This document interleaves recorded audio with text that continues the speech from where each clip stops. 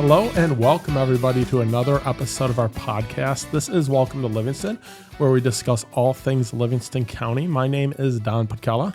And I'm Angela Putkela, and we're with the Putkela Group Real Estate Professionals. Yes, so real estate is our number one business. We own a small real estate brokerage called the Putkela Group. Based out of Livingston County. Yes. And today we are taking another step back to talk a little bit more about real estate. Today what we're going to be talking about is secrets to a smooth transaction because, the number one goal that we have is to make the transaction smooth. We like to say all the time, we hate surprises. Absolutely. That's not what anyone wants in something like this. And the interesting part is so often people think that the realtor's job is to find the house, but really it's not. That's only a small part of what we do because there's so many things in between once you find the house and when you're moving in. So many steps through the process. I'd like to think that our real work starts once you find the house. Yeah, that's true. Looking at the houses and everything is fun, and there's so much that goes into that, to finding the right house and everything. But when you decide to make an offer and then that offer is accepted, that's when all the work that the buyer or the seller doesn't even realize is happening behind the scenes starts to happen. And if you get to closing without having to ask any questions about that, that means that we've been doing a really good job, right? Exactly. That's true. It's the little elves at night taking care of things, right? Your shoes are perfect in the morning, right? So there is so much. And at least I'd like to think that any buyer wants things to go smoothly because whether you are a buyer or seller, the transaction can have pain points. It can be stressful. And when you have a good agent by your side, that can help you navigate to make sure that the process goes as smoothly as possible. Most people don't purchase a lot of houses or sell them. And so this is so new to them. And that's why, at least with an experienced agent, then they're able to make sure that person. Right. And I would say that that's the number one thing to a smooth transaction is working with a dedicated professional. I would say an agent that's a full-time agent is best. Right. One that has experience, that's able to navigate the twists and the turns because, just about no transaction goes, from A to Z. Right? Yeah. There's always there's branches and paths that go off of that. So many things that come up along the way. Those twists and turns that make sure you get your destination, but having a good professional agent that communicates with you, that's able to take care of all those things is number one to a smooth transaction. And the first thing you really need. Right. Well, and to anticipate any issues that may come up. But what's the number one thing you need? Well, the number one, after you have a good agent, right? The number one thing you need is a good lender. Yes. I think a lender is so important. As we go through these items and everything, I like to think of it as, the first starting point is your agent, right? And then there's all these other tree limbs that branch off of it, right? Right. And one of them is the lender. And the lender is so important because they're getting that pre-approval for you. They're making sure that funding goes through. They're talking to you about a lot of different issues and such, and they're asking different questions than the agent's going to ask. Right. Now, what could possibly go wrong with a bad lender? I'm curious. There's playing devil's advocate. Advocate. There's so many different things. It starts with the communication and such, but making sure that you have a true pre-approval and not a pre-qualification, right? Making sure that you're getting all your listeners may not know the difference, though. Yeah. So a pre-qualification is you call up a lender. Let's say you call an 800 number to a lender, right? You saw it on TV, you call them up, and they have a discussion with you, and you say, hey, I make X amount of money. I have had my job for, 10 years. These are my bills and everything. And they say, hey, you're probably pre-qualified for $300,000, right? Or whatever the number is. So they've had a conversation with you, but they haven't verified the information that you've given them. Exactly. A pre-approval means that you've turned in the documentation you need to turn in. You've given them the W-2s, you've given them your tax returns, you've possibly given them a statement of your bank account. You've talked about, they've pulled your credit report, right? Yeah. So they're able to give you a real pre-approval saying, this is what you're able to truly pre-approved for. To get, right? So you have that sheet of paper going into it that the agent knows, hey, now I can put an offer in and it's a true pre-approval. But, having a pre-approval is real important. The number one thing I would say with a good lender is someone that's local, someone that has relationships. And why would that even be important? I'm challenging you. You're challenging me. I think relationships are important. One, that they have a good relationship with your agent, so there's an open line of communication.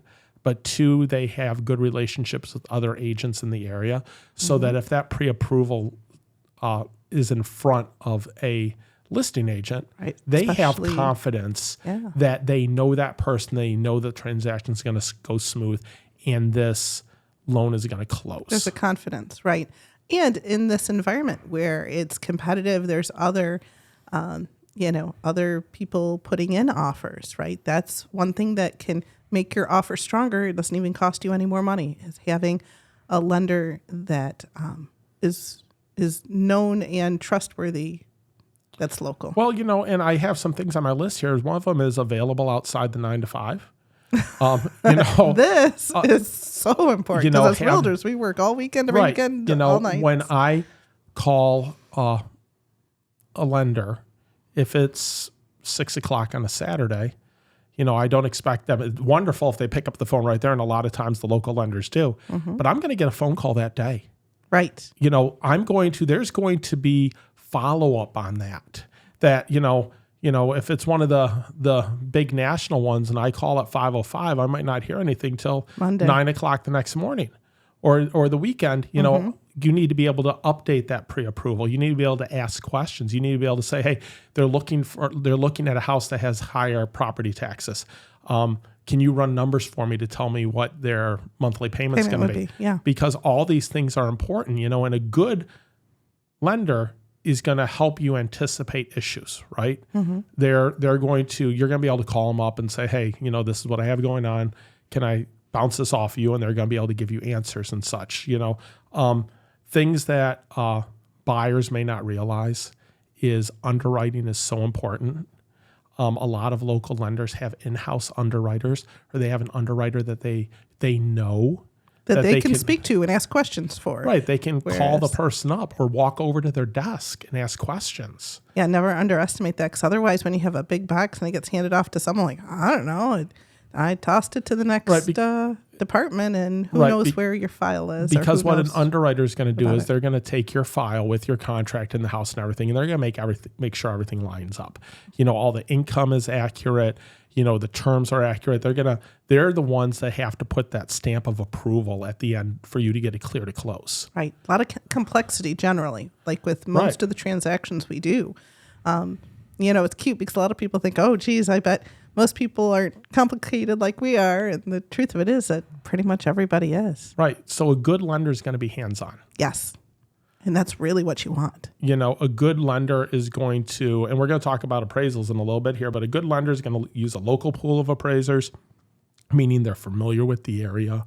Mm-hmm. An appraisal has to be at arm's length, but they can select a pool of them that it goes through.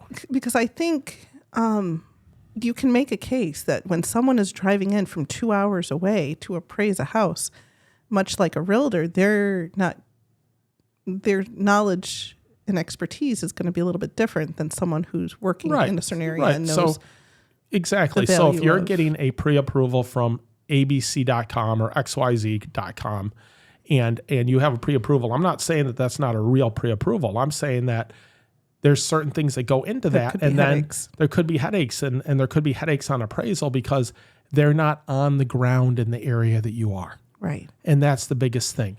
Are they in the area? Are they invested in the area so they know the intricacies of the local market? Right. Do they? A lender has connections with other agents in the area. A lender, if they're local, there's value to that. and don't never underestimate the value of those local relationships.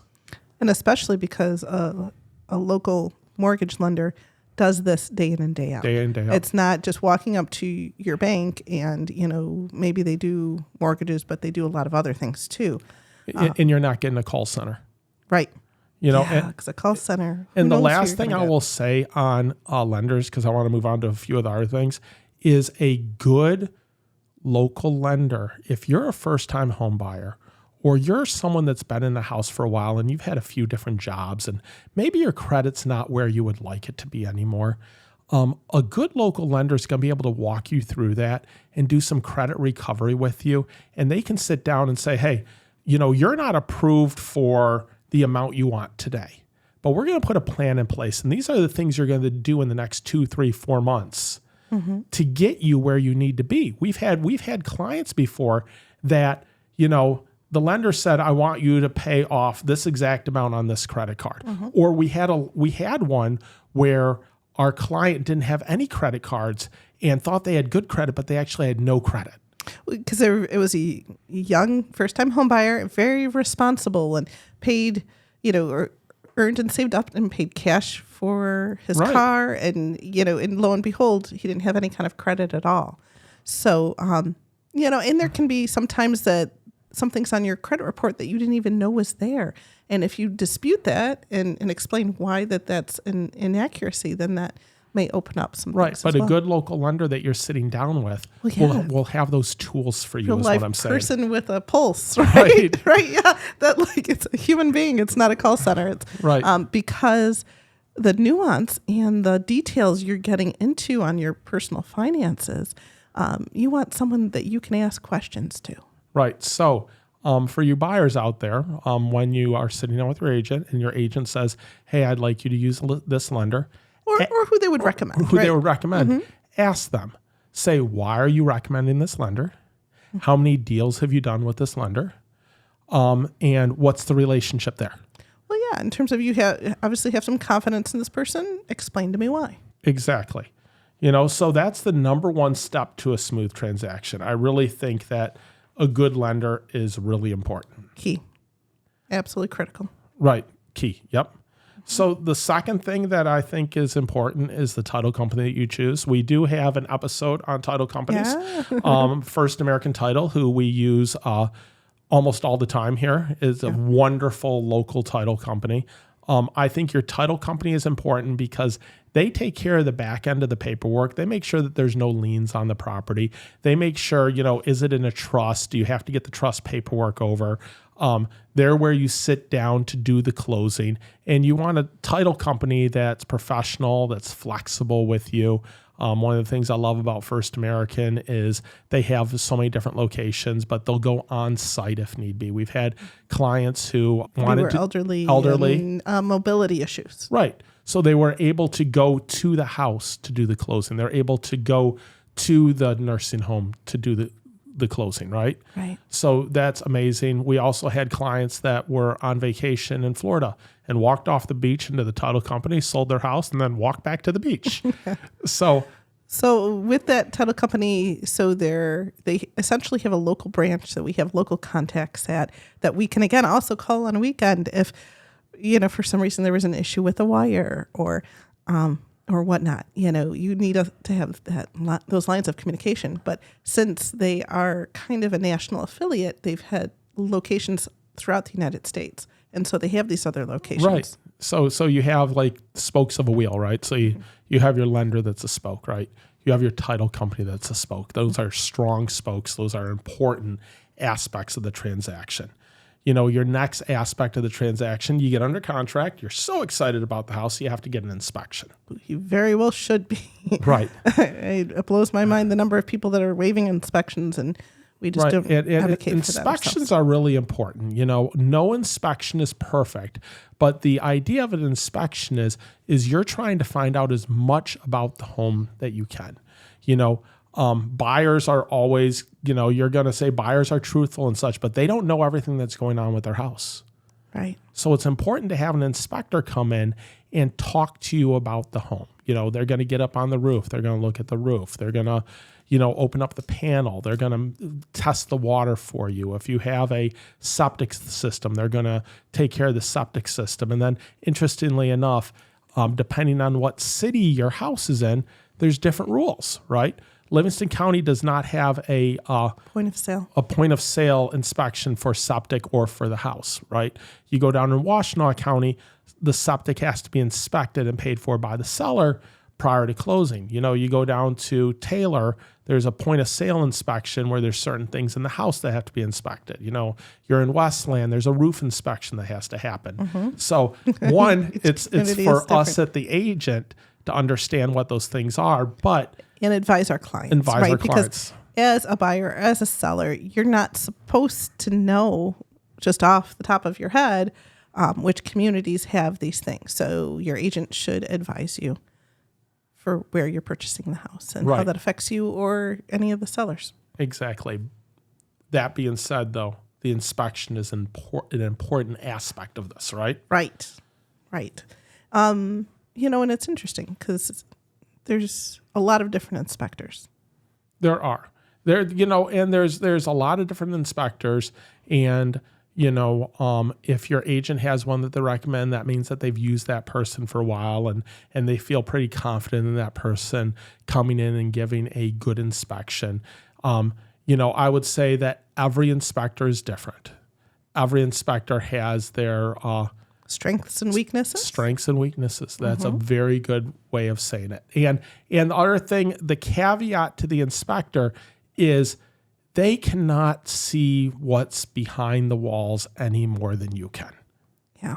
They're not miracle workers. Not miracle workers. They're going to be able to tell you if there's mold in the attic, but they're not going to be able to tell you if there's mold behind a piece of drywall because no one can see behind a piece of drywall. Right. So we have to look at those things and say that it's another piece of the puzzle, right? And they're trying to give you a picture of the puzzle so you can see enough of it to tell what the picture is and give you confidence that you're feeling pretty good about the house, right? Right. We've had inspections where things came up that caused the buyer to walk away from the home. Mm-hmm. We have other ones where things have come up and the buyer said, you know what, I love this house so much, I'm going to overlook that. Right. It's a variety of what you see and what you find. And I have seen some inspectors out there that are they aren't necessarily ones that we've recommended, but on our listings, that they're very much alarmists. And the interesting part is that particular inspector's business model is all of a sudden they're getting 2 and 3 transactions from each buyer. And everyone is different. What I would say is, one, they're not miracle workers, as you said, right? Yeah. Mm-hmm. You don't want to be an alarmist.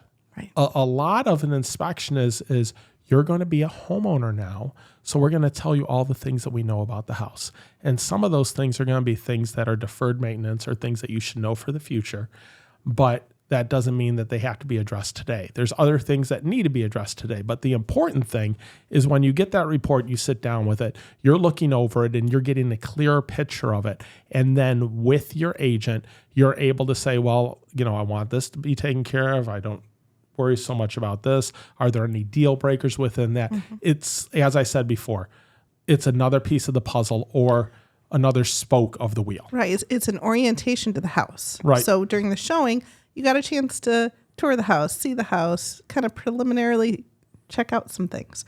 But if you have a chance to really dig in and dive deep and get to know the house that you're going to be spending some of your life in, maybe a large amount of time. And so you want to know more about it and know what's in store for you. Yep, 100%. 100%. So you get out of that, you get through the inspection, you're like, okay, I'm happy with the house. I didn't have to ask for anything, or okay, I'm happy with the house, but I want A, B, and C taken care of. And your agent's able to negotiate that. So now you're through that hurdle, right? Right. You're getting further along the race course here, right? So the next thing you come to in a potential bump in a smooth transaction, that your agent's job, remember, is to smooth these bumps out. Yeah, make sure that the road is straight and that you're staying on course. Yes. Yeah, because it's a navigation situation, right? Right. to make sure they're guiding you. So what's the best next possible way. step? Well, that's the appraisal. And the appraisal is a whole third party, outside of the transaction.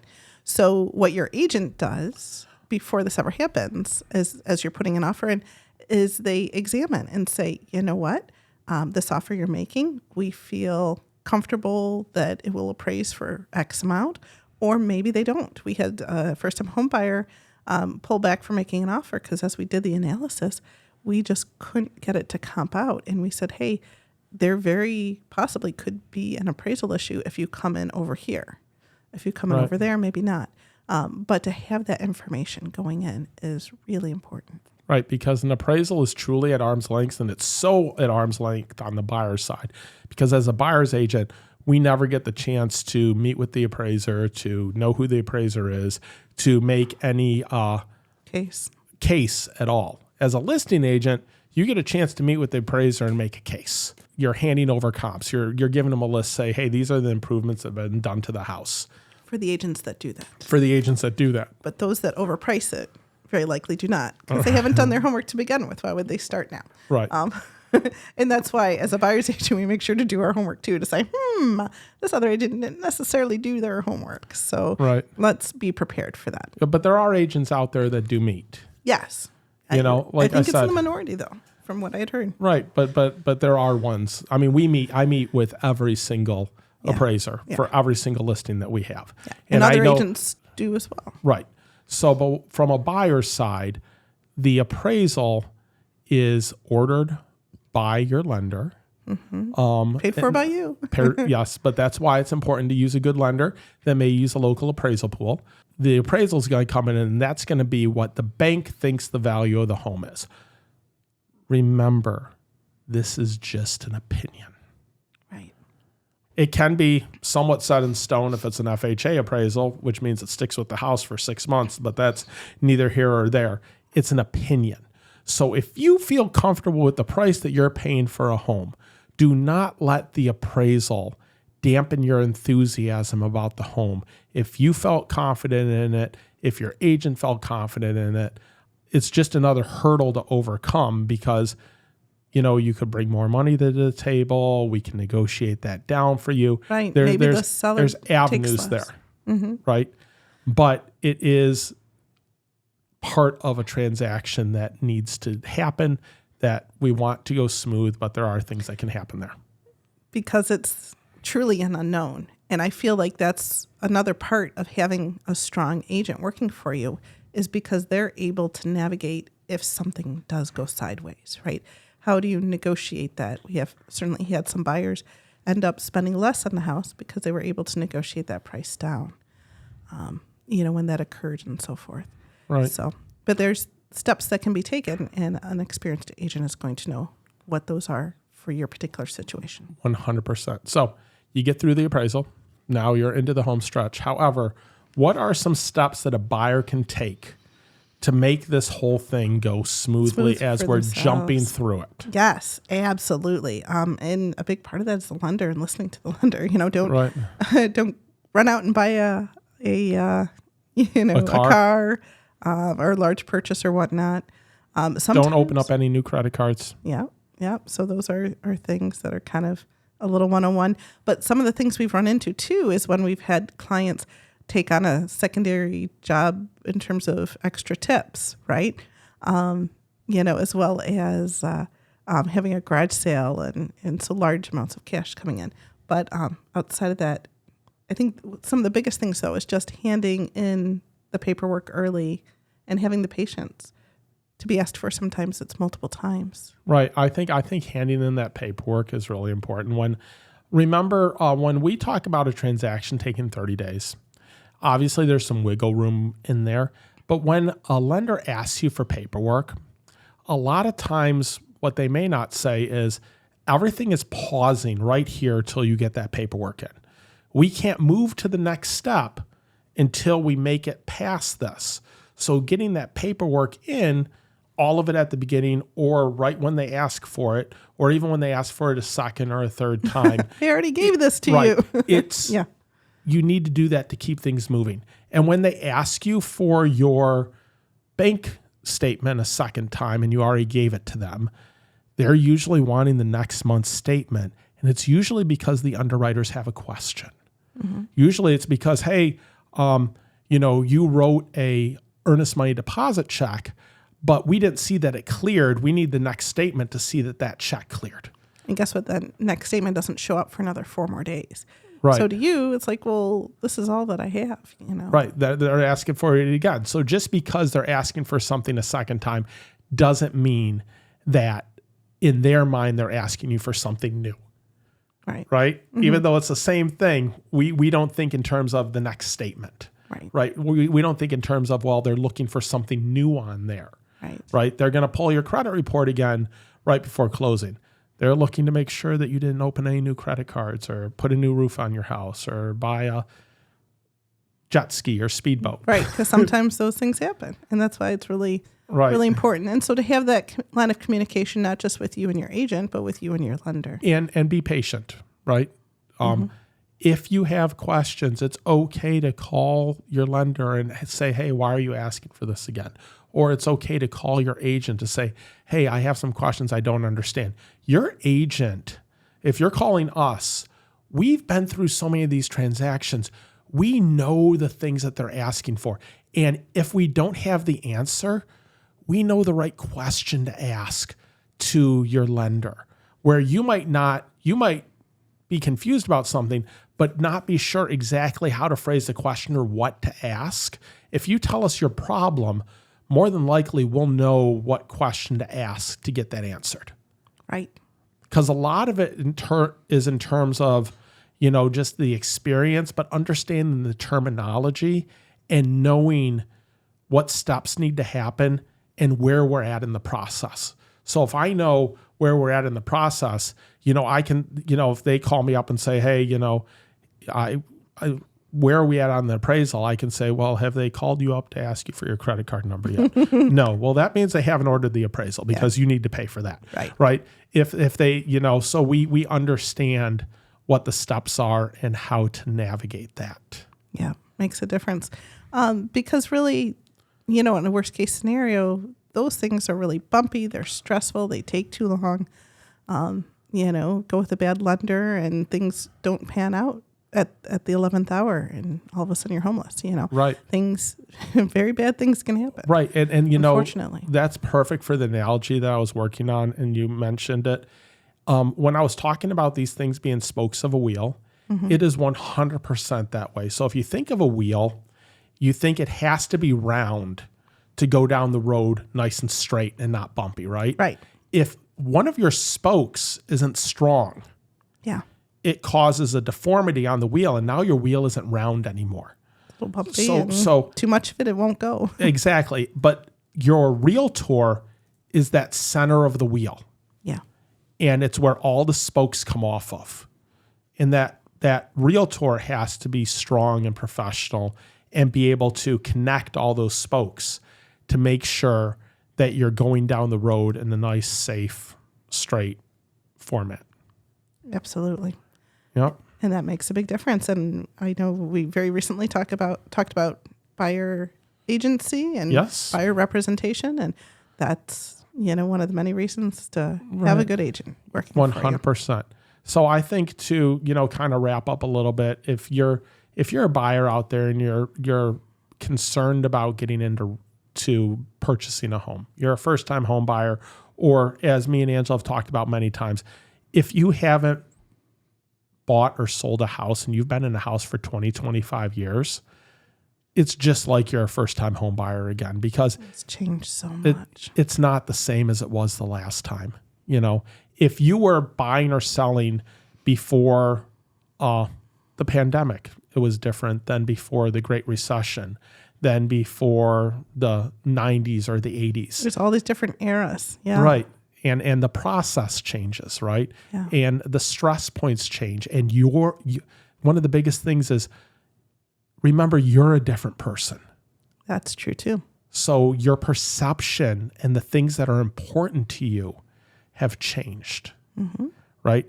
If you had a house that needed tons of repairs and everything, and you're going into your next house, the inspection is way more important to you than maybe the appraisal is. But if you were in a house that you felt like you overpaid for it and every month the pain point was, oh my gosh, I'm underwater and this is ridiculous and everything, the appraisal is more important to you now because that was an issue for you before. So identifying those things helps you and helps the agent know, this is where my pain points are. Please help me in this area of the transaction more than the others because this is what concerns me.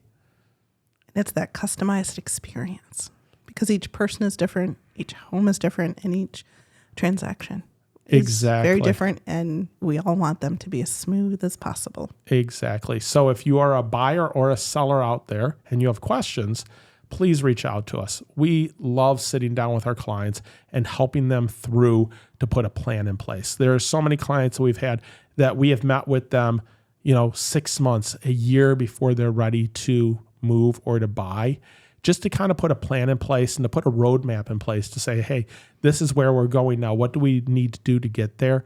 And we're there for you when you need us, but we're not pressure oriented. We're never going to talk someone into selling or buying when it's not the right time for them. Right. It has to be the right time for that person. Exactly.